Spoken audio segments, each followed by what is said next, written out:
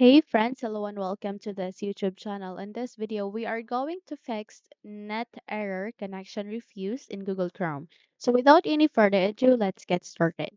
So the first solution that you need to do is that you need to restart everything. So restart your computer as well as your router or your internet. How we can do that? First, you need to proceed to your taskbar. At the bottom right side of that, you can see your Wi-Fi icon. Click on it. Click for this forward arrow key and make sure that you are connected. And if not, then try to connect to another device. And in that way, you would be able to check if you would be able to fix the problem. You can also restart it by simply turning it off and then turn it on again. And that way, you will be able to restart your device. Once done, you need to proceed here at the start. You can simply click on it and then proceed to the power menu. Then power menu button and click for restart. Once you have restarted your computer, try to check if the error has been resolved.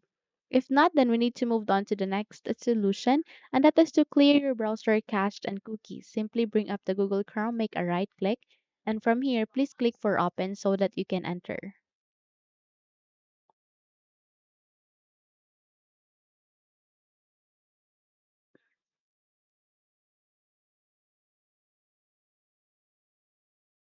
So expand it first and navigate to the top right corner. You can see there are three dots. Click on it, scroll down, click for settings.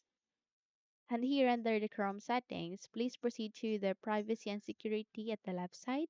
Proceed to privacy and security section and there you can find delete browsing data.